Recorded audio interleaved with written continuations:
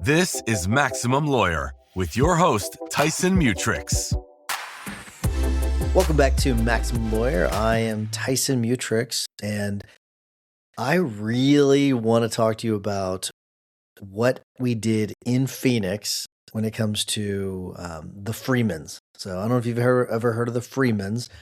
We've got a pretty strong social media following, and so we wanted to bring them out to Phoenix for our wellness workshop, and they did not disappoint.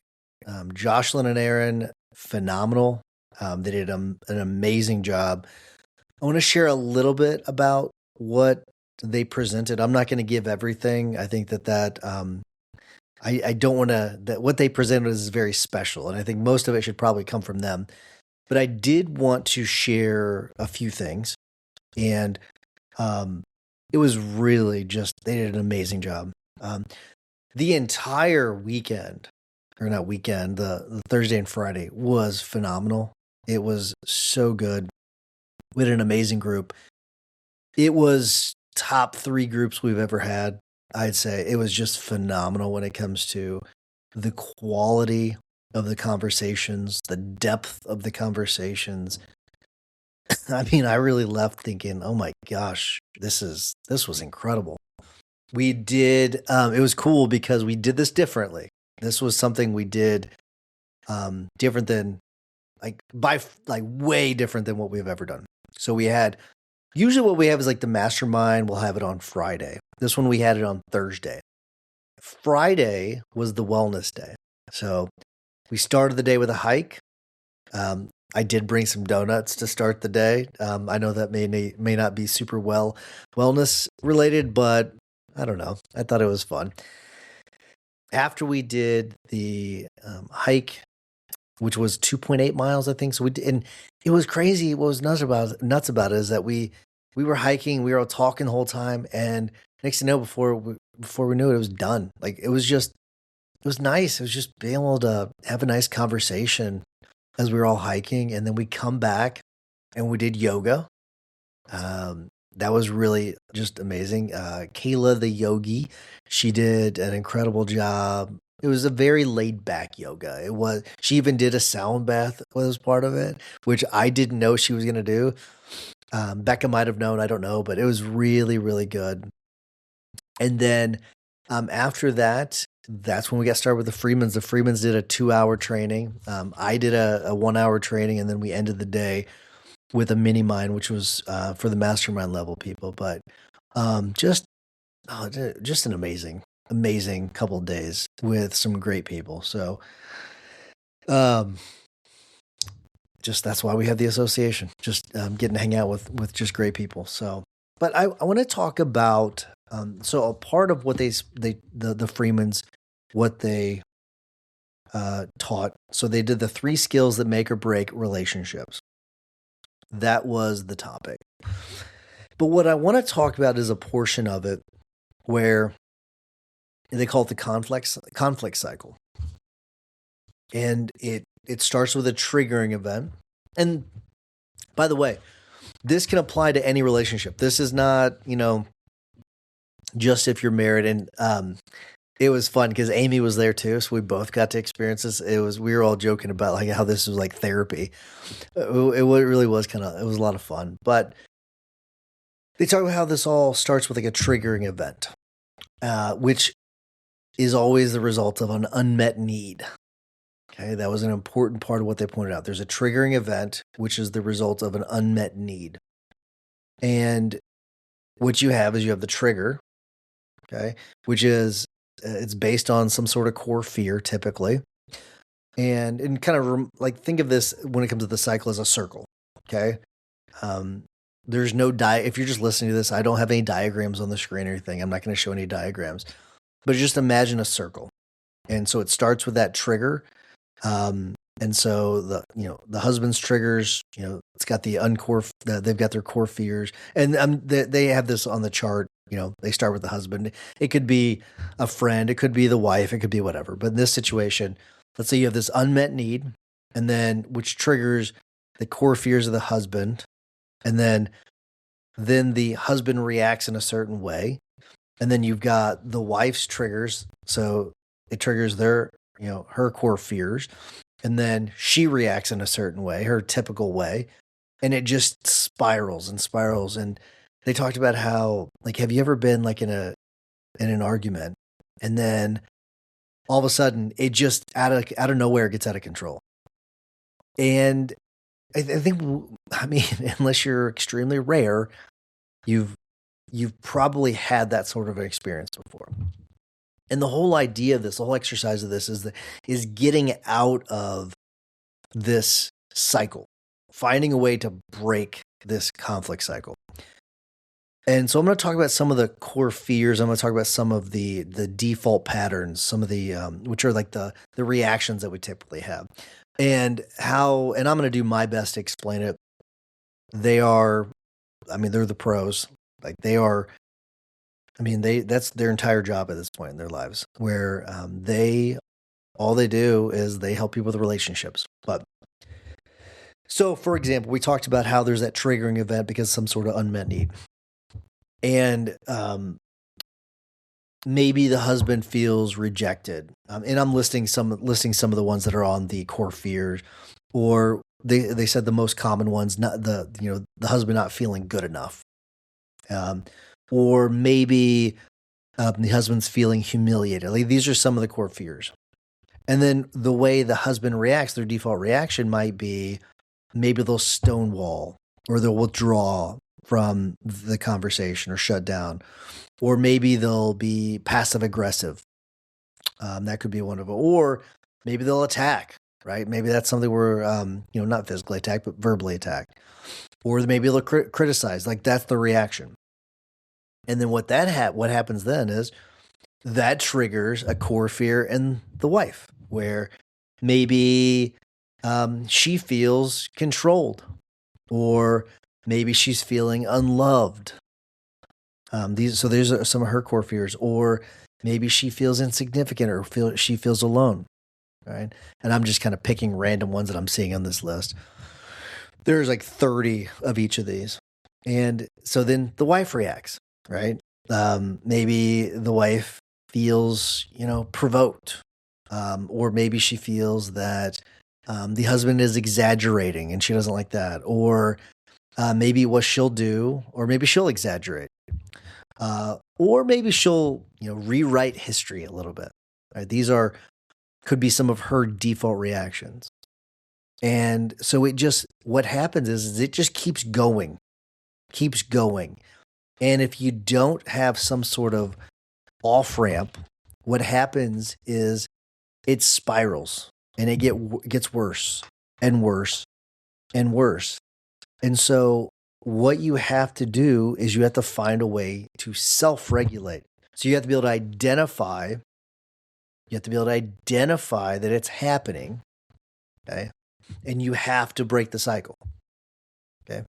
And that's the gist of what I want to talk about today is you have to notice it, and no matter how much you want to keep going with it, because we all have our core fears and we all have our typical way of we react. But what we have to do is we have to break that cycle and do something that we don't normally do. And that can be really hard. So let's say you've got an employee, and the reason why we did this whole wellness day is because this wellness retreat, life intersects with the firms all the time. Okay. So if you're having an argument with your spouse, it bleeds into the business. If you're having an argument with an employee, it bleeds into your home life. And so having some sort of balance is really, really important. And I'm not talking about the whole work-life balance thing. I'm just talking about having some sort of equilibrium both in work and at home. Okay. I'm not saying that those two need to be balanced with each other. I'm saying you need to have balance inside of those, each of those lives. Okay. Because it all just bleeds together. Because if you don't have equilibrium in each of those, you will not have equilibrium between the two of them. All right. So I think I just want to make sure that's very clear. That's why we do that. But let's say that you're having some sort of a disagreement with a coworker. Maybe there's someone on the leadership team. And so maybe it triggers some sort of fears, maybe maybe inadequacy. Maybe you don't feel like you're a very good leader. So it's triggering one of your fears. And what do? Maybe in that situation, maybe you belittle another employee. Okay. And I know that some of you probably do it. You probably don't mean it, but you do it it's just a default reaction because maybe it's something you learned. Okay. Maybe it's something you learned your entire life. And so something I talked about in my training was about how some of the things we do, we've practiced them our entire lives. That's why we're so good at them. And so some of our default patterns are things that we just practiced our entire lives. And what that might do is it might trigger some sort of fear in an employee where you belittle them. They feel unimportant. That's one of their fears. And what do? Maybe they shut down or maybe they defend themselves. Okay. And you have this cycle at work. What you have to do as the leader and as someone that has listened to the Maximum Lawyer podcast and learned and identified this, you have to find an off-ramp. And they had us go through and identify some of our fears and some of our triggers or our default patterns, And so some of my default patterns, at least whenever I am in an argument with Amy, so I'm going to kind of pull the curtain back a little bit, is sometimes I will just kind of shut down. I'm just like done, like be done with it. And as Amy pointed out during the training, is I can get a little passive aggressive whenever we are in a little bit of an argument. So we all have these things. We have to be able to identify them. So let's say that I have noticed. So if you can recognize the triggers, the fears, you can head this off a lot faster. Okay. Because what you don't want to do is, okay, you've identified that you're feeling, let me pick another one of these that's on this list. So misunderstood. You've identified that you're feeling misunderstood. Before you react, so let me pick another one. Manipulate or catastrophize. Let's use catastrophize. That is your default reaction. Before you react, okay, you identify this and you stop the cycle. Okay? You stop the cycle. And what you need to do is you then you have to self-regulate. And so they have this, they give us a whole packet. And again, I'm not going to show the packet. I'm not going to show any diagrams because I wouldn't feel comfortable because this is something that's sort of proprietary to their stuff. And I just want to give you some of the basics of it. And one of the ways that they talked about addressing this situation is this kind of how did you contribute to this? Even though you may not have thought you had done anything wrong, there might have been something you did to contribute to this, and you acknowledge that you had your role in it, right? And that is a way, so you've identified it. You did not catastrophize like you normally do. And instead, you acknowledge to the other person your role in this. And they kind of have to do the same thing too. Because the risk is that they're still caught up in the moment. They could keep pushing and they want to try to continue the cycle. And you, as the adult in the room, have to not bite into it, right? You don't allow yourself to continue the cycle. So the steps, the self-regulation steps, identify, regulate, and interrupt. Okay, so you've identified it, you've regulated it, okay, and then you interrupt it. And that's, you know what, Amy, I'm sorry. whatever it may have been. Okay. You have to interrupt it and regulate. Okay. They talk about the co-regulation steps. So listen, understand, validate, empathize. And if you were paying attention, it's actually an acronym LOVE, L-U-V-E, L-U-V-E. So love. So, and then they go into the 5R process to repair after an argument, reflect, responsibility, reconnect, remind, and then reconcile. But that's something more I think I'll let them teach. You can check out their stuff. Empowered Couples University. If you ever have an opportunity to see them speak or do a training with them, I highly recommend it. They're not paying me to say this. They're not, we have no agreement.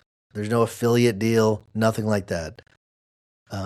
All I know is I left that feeling just wonderful. I thought it was just an absolutely amazing training. It was 2 hours of just value. Just absolutely 2 hours of value and nothing less.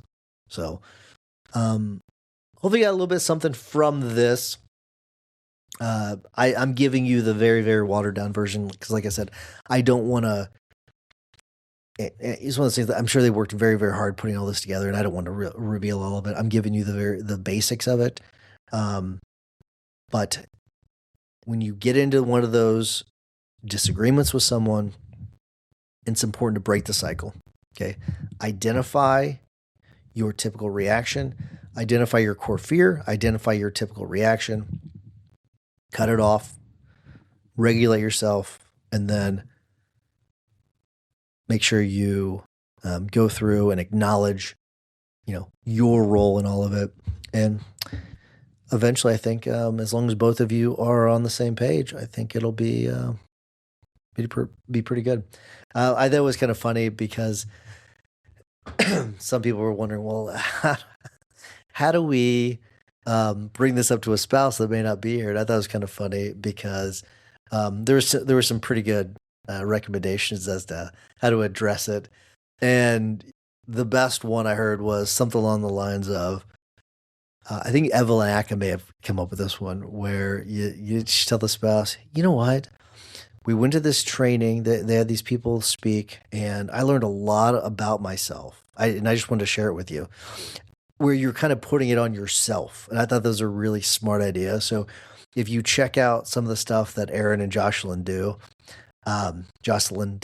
then maybe that's how you address it. I thought that was a really good way of addressing it. I was lucky enough to have Amy there where she was able to go through the training as well. But it's really, really good. That's all I have, but I do want to let everyone know, remember, we have in June, we've got another one coming up, and it's going to be a YouTube accelerator. I'm super excited about it. So Ryan Weber is going to be out there. Jeff Hampton's going to be out there. We might have some other guests. We're still trying to line some things up, but we've already got a very ambitious schedule. We have a very, very busy, or a very ambitious agenda planned for Chicago. So go to maxlawevents.com, go to maximumlawyer.com if you're interested in the association. If you've not already gone to Becca's List, make sure you check out Becca's List as well, beccaslist.co, where you can find out who the best vendors are. Okay, it's free to do. Okay, does not cost anything. So go, leave a review, see who what vendors are the best, which ones are the worst.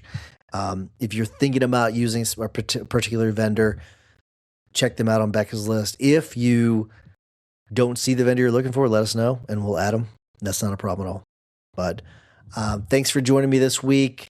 This is going to be a little bit of a shorter one, but I just wanted to offer a little bit of value in an action-packed episode. So how about that? But take care, everybody, and we'll be seeing you.